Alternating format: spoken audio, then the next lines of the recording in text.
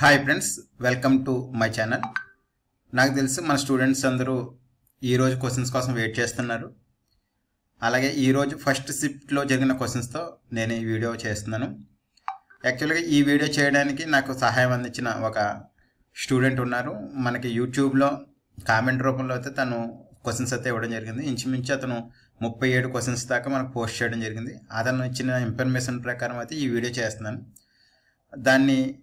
అతను ఇచ్చిన ఇన్ఫర్మేషన్ మళ్ళీ అతను ఇంగ్లీష్లో పంపించాడు, దాన్ని తెలుగులో కన్వర్ట్ చేసుకుని మళ్ళీ ఆన్సర్స్ గట్రా అన్నీ చేయడానికి దానికి సంబంధించిన కొద్దిగా ఇన్ఫర్మేషన్ గ్యాదర్ చేయడానికి టైం పట్టింది. ఖచ్చితంగా ఈ వీడియో మీకు ఉపయోగపడుతుంది. నెక్స్ట్ ఈరోజు థర్డ్ షిఫ్ట్లో రాయబోయే వాళ్ళు, రేపు ఎల్లుండి అవతల ఎగ్జామ్ రాయే వాళ్ళకి చాలా యూజ్ అవుద్ది. మొత్తం వీడియో అంతా కంప్లీట్గా చూడండి. అలాగే మనకి మన మోడల్ పేపర్ నుంచి చాలా క్వశ్చన్స్ కవర్ అవుతున్నాయి. ఇంకా ఎవరైనా మోడల్ పేపర్లు కావాలనుకుంటే పర్టికులర్గా junior assistant, stenographer, record assistant వీటికి మన దగ్గర ఆల్రెడీ 30 మోడల్ పేపర్ జూనియర్ అసిస్టెంట్కి ఉన్నాయి, 30 మోడల్ పేపర్స్ డ్రైవర్ ప్రాసెసర్కి సంబంధించి ఉన్నాయి. ఈ మొత్తం 60 మోడల్ పేపర్లు కూడా ఇస్తాము కేవలం 99 రూపాయలకే. ఫోన్పే నెంబర్ 7382043643కి ఫోన్పే చేస్తే 99 రూపీస్. వాట్సాప్కి స్క్రీన్ షాట్ పెట్టండి. మీకు 60 మోడల్ పేపర్లు, అలాగే current affairs, AP current affairs నుంచి కూడా క్వశ్చన్స్ కవర్ అవుతున్నాయి. ఏపీ కరెంట్ అఫైర్స్, అలాగే 6 months కరెంట్ అఫైర్స్ ఇవ్వడం జరుగుతుంది అనమాట. ఓకే ఫ్రెండ్స్, ఇక వీడియోలోకి వెళ్దాము. టైం తక్కువ లేదు కాబట్టి నేను ఎక్స్ప్లెనేషన్ అయితే ఇచ్చాను. దీనికి సంబంధించిన పీడిఎఫ్ని మన తేజస్వి యాప్లో అప్లోడ్ చేస్తాను. ఎవరన్నా కావాల్సిన డౌన్లోడ్ చేసుకోండి. నెక్స్ట్ CREA ప్రకారము 2024లో చాలా కాలం పాటు ఆంధ్రప్రదేశ్లో అత్యంత కాలుష్య నగరంగా ఏ నగరం గుర్తించబడింది? 2024లో CREA విశాఖపట్నంను ఎక్కువ కాలం, అత్యంత కాలుష్యం కలిగిన నగరంగా విశాఖపట్నంని ప్రకటించిందన్నమాట. 2024లో విశాఖపట్నము ఎక్కువ కాలం పాటు అత్యంత కాలుష్య నగరంగా గుర్తించబడింది అనమాట. అలాగే పరిశ్రమ అభివృద్ధి కోసం కేంద్ర ప్రభుత్వం ఏ పథకం ప్రారంభించబడిందని క్వశ్చన్ ఇచ్చారన్నారు. ఇక్కడ మనకి ఇండస్ట్రియల్ సెక్టర్ అభివృద్ధి కోసం సెంట్రల్ గవర్నమెంట్ చాలా పథకాలు అయితే ప్రవేశపెట్టింది. ఇవి మనకు వచ్చిన ఆప్షన్లు బట్టి మాత్రం మనం చెప్పగలము. ఇది మనకి ఆప్షన్ క్లారిటీ లేదు కాబట్టి మనం సరిగ్గా చెప్పలేము. కాబట్టి ఈ క్వశ్చన్ అడిగారట, పరిశ్రమల అభివృద్ధి కోసం కేంద్ర ప్రభుత్వం ఏ పథకం ప్రారంభించబడింది. నెక్స్ట్, బ్రిటిష్ వలసల రాజ్యాల కాలంలో జాతీయ పాఠశాల ఆంధ్రప్రదేశ్లోని ఏ నగరంలో స్థాపించబడింది? బ్రిటిష్ పాలనా కాలంలో జాతీయ పాఠశాల ఆంధ్రప్రదేశ్లో ఏ నగరంలో ప్రారంభించబడింది అంటే కరెక్ట్ ఆన్సర్ మచిలీపట్నం. ఈ క్వశ్చన్ మన మోడల్ పేపర్స్లో ఇవ్వడం జరిగింది. యాక్చువల్గా ఈ జాతీయ విద్యను ప్రోత్సహించడానికి ఎవరైతే బిపిన్ చంద్ర పాల్ ఆంధ్ర ప్రాంతాన్ని అతను సందర్శించాడు, ఆ టైంలో ఈ మచిలీపట్నంలో ఈ జాతీయ పాఠశాలను అయితే స్థాపించడం జరిగిందంట. ఎవరంటే బిపిన్ చంద్రపాల్ దీన్ని స్థాపించారని చెప్తారు. నెక్స్ట్, ప్రీ మెట్రిక్ స్కాలర్షిప్ ఏదైతే ఉందో, ప్రీ మెట్రిక్ స్కాలర్షిప్ పథకానికి అర్హత సాధించాలంటే తల్లిదండ్రుల ఆదాయం ఎంత ఉండాలని ఒక క్వశ్చన్ అడిగారు. యాక్చువల్గా ఈ ప్రీ మెట్రిక్ స్కాలర్షిప్ పథకం కోసం అర్హత సాధించాలంటే SC ST విద్యార్థులకు వచ్చి వారి తల్లిదండ్రుల ఆదాయము 2 లక్షలు లేదా అంతకంటే తక్కువ ఉండాలి. అలాగే ఈ పథకం ఎవరికి ఇస్తారంటే 5 నుంచి 10వ తరగతి చదువుతున్న విద్యార్థులకు ఇస్తారనమాట. అలాగే తెల్ల రేషన్ కార్డు ఉండాలి. వాళ్ళు మళ్ళీ ప్రభుత్వం మరియు స్థానిక సంస్థలు ఏదైతే government school, government aided schools ఉంటాయో దాంట్లో చదవాలన్నమాట. ఇది ప్రీ మెట్రిక్ స్కాలర్షిప్ సాధించాలంటే తల్లిదండ్రులకు ఆదాయం ఎంత లోపు ఉండాలన్న దానికి SC ST వాళ్ళకి అయితే 2 లక్షల లోపు ఉండాలి. అలాగే BC EBC మరియు వికలాంగ విద్యార్థులకు అయితే తల్లిదండ్రుల వార్షిక ఆదాయం 1 లక్షల లోపు ఉండాలంట. ఇవి ఉంటేనే వాళ్ళు ప్రీ మెట్రిక్ స్కాలర్షిప్కి అర్హత సాధిస్తారు. ఈ క్వశ్చన్ అడిగారు. నెక్స్ట్, ఉత్తర భారతదేశంలో ప్రధానంగా ప్రదర్శించబడే ఫుట్ వర్క్, ఫైర్ అవుట్లు మరియు లయతో కూడిన నృత్య రూపం ఏమిటి? కరెక్ట్ ఆన్సర్ ఏంటంటే కథక్. ఇది కూడా మన మోడల్ పేపర్లో ఇవ్వడం జరిగింది కథక్ గురించి. నెక్స్ట్, హరిత విప్లవంతో ముడిపడి ఉన్న ప్రధాన ప్రమాదం ఏమిటి? హరిత విప్లవంతో ముడిపడి ఉన్న ప్రధాన ప్రమాదం ఏదైనా ఇచ్చారట. అది యాక్చువల్గా ఇచ్చిన ఆప్షన్లు ఏంటంటే ఈ హరిత విప్లవం ఏదైతే గ్రీన్ రెవల్యూషన్ ఉందో పంటలలో మనకి అత్యధిక ఉత్పాదకత అయితే సాధించడం జరిగిందన్నమాట. దీనివల్ల ఏంటంటే చిన్న మరియు పెద్ద రైతుల మధ్య అసమానత అయితే ఏర్పడింది అనమాట. అంటే తక్కువ పొలం ఉన్న వాళ్ళకి, ఎక్కువ పొలం ఉన్న వాళ్ళకి మధ్య అసమానత ఎక్కువగా ఏర్పడింది ఇచ్చిన ఆప్షన్లు అనమాట. యాక్చువల్గా ఈ హరిత విప్లవంలో ఉన్న ప్రధాన ప్రమాదం ఏంటంటే ఎక్కువగా పురుగు మందులు వీటిని వాడడం వల్ల పర్యావరణ క్షీణత అయితే మనకి ఎక్కువ ప్రమాదం. కాకపోతే ఇచ్చిన ఆప్షన్లో చిన్న మరియు పెద్ద రైతుల మధ్య అసమానత ఉంటుంది అన్నది ఒక ఆన్సర్ అనమాట. నెక్స్ట్, ఏ కేసు సందర్భంలో పార్లమెంట్ సవరణ ద్వారా రాజ్యాంగం యొక్క ప్రాథమిక నిర్మాణాన్ని మార్చలేదని సుప్రీంకోర్టు స్పష్టం చేసింది. అంటే సుప్రీంకోర్టు ఏ కేసులో తీర్పు భాగంగా ఏదైతే భారత రాజ్యాంగంలో ప్రాథమిక నిర్మాణం ఉందో, అంటే ప్రాథమిక నిర్మాణాన్ని పార్లమెంటు ఎటువంటి సవరణ ద్వారా మార్చలేదని సుప్రీంకోర్టు ఏ తీర్పులో స్పష్టం చేసిందంటే మనకి ప్రాథమిక నిర్మాణ సిద్ధాంతం దీన్ని సుప్రీంకోర్టు కేశవానంద్ భారత కేసులో వెల్లడించింది అనమాట. కేశవానంద్ భారత కేసులో ఏమిచ్చిందంటే భారత పార్లమెంటు ఏదైతే భారత రాజ్యం యొక్క ప్రాథమిక నిర్మాణం ఉందో అది మార్చలేదు అని చెప్పేసి ప్రకటించింది అనమాట. నాగార్జున సాగర్ మరియు శ్రీశైలం మధ్య ఏ నది వెళ్తుంది? నాగార్జున సాగర్ మరియు శ్రీశైలం మధ్య ఏ నది వెళ్తుంది అంటే కృష్ణా నది వెళ్తుంది. నెక్స్ట్, వాయవ్యంలో లూ గాలుల గురించి అని అడిగారట. ఈ మనం లూ గాలులు అన్న దానికి సంబంధించి ఉప క్వశ్చన్ మన మోడల్ పేపర్లో ఇవ్వడం జరిగింది. లూ గాలులు ఎక్కువ ఏ ప్రాంతంలో ఉంటాయని. యాక్చువల్గా ఈ లూ గాలులు అనేవి వేడి, పొడి మరియు బలమైన పశ్చిమ గాలులు. ఇవి ఉత్తర మైదానాల మీదుగా వీస్తాయి అనమాట. దీనికి డైరెక్ట్ ఉత్తర మైదానాల మీదుగా వీచే గాలులకు పేర్లు ఏంటని చెప్పేసి ఇవ్వడం జరిగింది. ఆప్షన్లో లూ గాలులు అనమాట. ఇది మనం మోడల్ పేపర్లో ఇచ్చాము. ఇక్కడ కూడా క్వశ్చన్ రిపీట్ అయింది. నెక్స్ట్, భవనాసి సరస్సు భారతదేశంలోని ఎక్కడుంది? భవనాసి సరస్సు ఎక్కడుంది? భవనాసి సరస్సు ఎక్కడుందంటే ఆంధ్రప్రదేశ్లోని అనంతగిరి కొండలలో ఈ భవనాసి సరస్సు ఉంది. నెక్స్ట్, విద్యామిత్ర పథకం గురించి అడిగారట. విద్యామిత్ర పథకం యాక్చువల్గా విద్యామిత్ర పథకం అనేది సర్వేపల్లి రాధాకృష్ణ విద్యార్థి మిత్ర పథకం. దీని ద్వారా ఏంటంటే ఆంధ్రప్రదేశ్లోని స్కూల్ పిల్లలకు స్కూల్ కిట్ను అందజేస్తారనమాట. స్కూల్ కిట్ను అందజేయడము అంటే బుక్స్, బ్యాగ్స్, షూస్, యూనిఫామ్ ఇవన్నీ అందించడము ఈ సర్వేపల్లి రాధాకృష్ణ విద్యార్థి మిత్ర పథకం అనమాట. నెక్స్ట్, కృష్ణపట్నం పోర్టు గురించి అడిగారట. దానికి సంబంధించి ఏ నగరంలో ఉంటుంది, ఏ కంపెనీకి అప్పగించండి. యాక్చువల్లీ కృష్ణపట్నం పోర్టు తూర్పు తీరంలో గల నెల్లూరు జిల్లాలో ఉంది. అలాగే ఈ కృష్ణపట్నం పోర్టుని ఇంతకుముందు గవర్నమెంట్ అధీనంలో ఉండగా తర్వాత దీనిని Adani ports and special economic zone limited, Adani ports limited దీన్ని కైవసం చేసుకుందనమాట. ఇక్కడ యాక్చువల్గా ఇది ఆగ్నేయాసియా దేశాలకు ప్రవేశ ద్వారంగా ఈ కృష్ణపట్నం పోర్టును అయితే ప్రసిద్ధి చెందింది.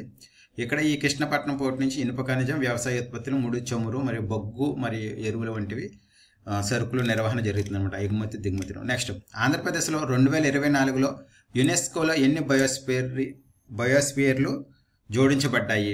యాక్చువల్గా ఆంధ్రప్రదేశ్ 2024లో మొత్తము ప్రపంచవ్యాప్తంగా 11 కొత్త బయోస్పియర్ రిజర్వులను యాడ్ చేశారు. కానీ ఆంధ్రప్రదేశ్ నుంచి ఒక్క బయోస్పియర్ రిజర్వ్ కూడా 2024లో యాడ్ అవ్వలేదన్నమాట. అలాగే ఆంధ్రప్రదేశ్లో ఒకే ఒక బయోస్పియర్ రిజర్వ్ ఉంది. అదేంటంటే శేషాచలం బయోస్పియర్ రిజర్వ్. ఇది 2010లో ప్రకటించబడింది.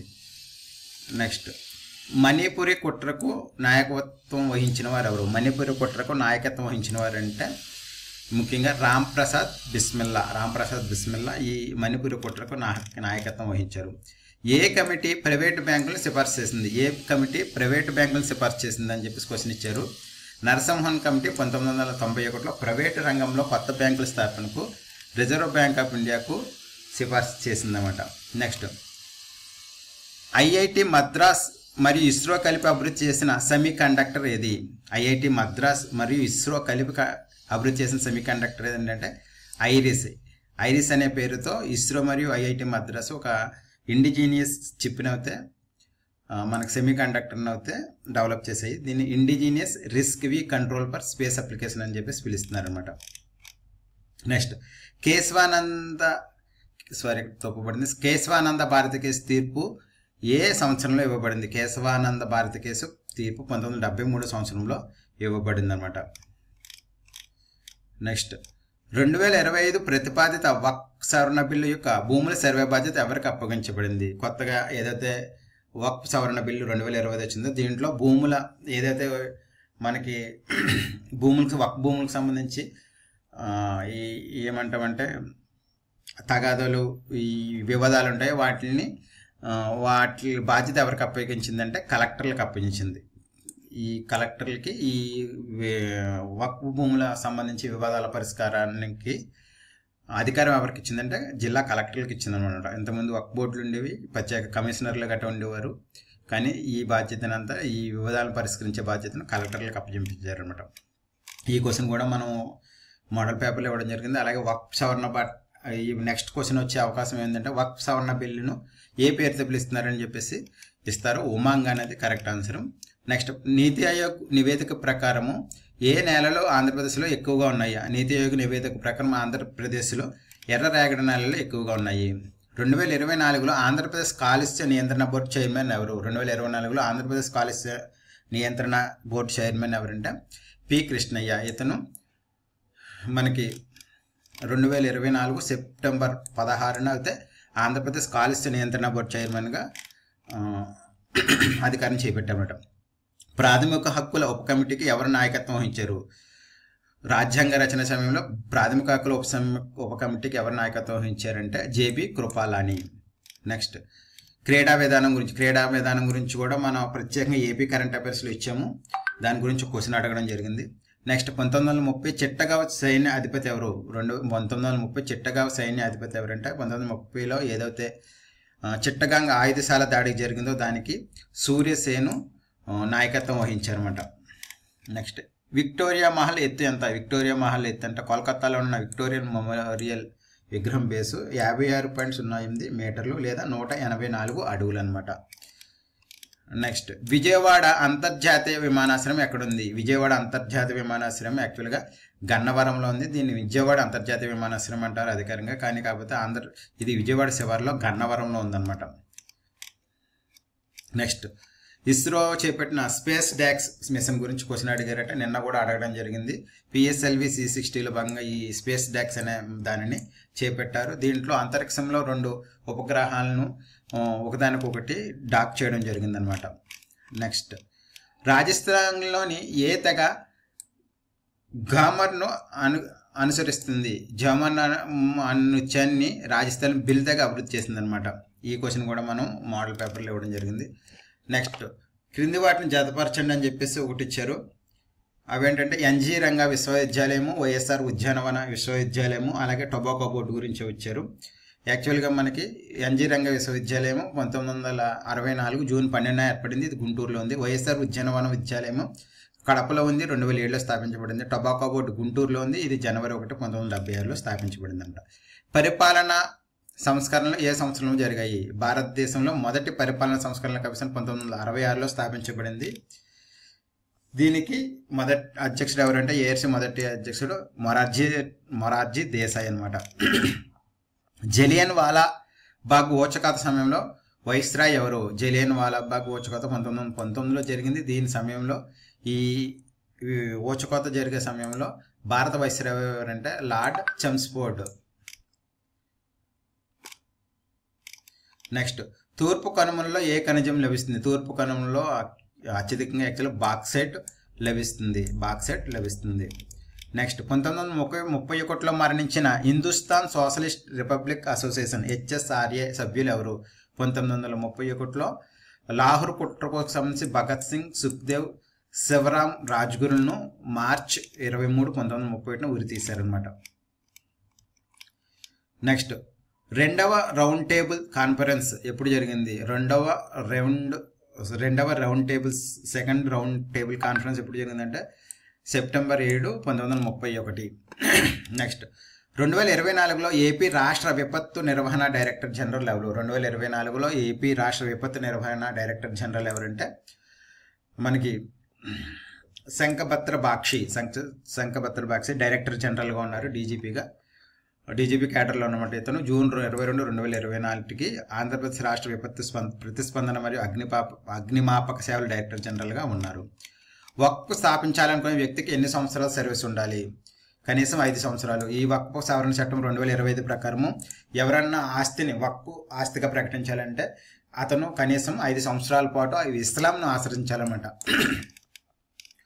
నెక్స్ట్ ఆంధ్రప్రదేశ్ రాష్ట్ర చెట్టు, ఇది ఆంధ్రప్రదేశ్ రాష్ట్ర చెట్టు వేప చెట్టు. నెక్స్ట్ అండ్ ఫైనల్ క్వశ్చన్, ఏ IIT ఫైర్ అసిస్టెంట్ డ్రోన్ను అభివృద్ధి చేసింది? ఫైర్ రెస్క్యూ అసిస్టెంట్ డ్రోన్ను IIT ధార్వాడ్ బృందం అభివృద్ధి చేసింది. అలాగే ఫ్రెండ్స్ ఈ 37 క్వశ్చన్లు ఇచ్చిన ఫ్రెండ్కి చాలా థ్యాంక్స్. దీనికి సంబంధించిన PDF కావాలంటే మా యాప్లో ఇస్తాను, లేకపోతే మా టెలిగ్రామ్ గ్రూప్లో ఇస్తాను. టెలిగ్రామ్ గ్రూప్ లింక్ డిస్క్రిప్షన్లో ఉంటుంది, యాప్ లింక్ కూడా డిస్క్రిప్షన్లో ఉంటుంది, చూడండి. అలాగే మోడల్ పేపర్లు కావాల్సిన అనుకున్న ఒక 60 మోడల్ పేపర్స్ ప్రొవైడ్ చేస్తాము. 90 ఫోన్పే నెంబర్కి చేయండి.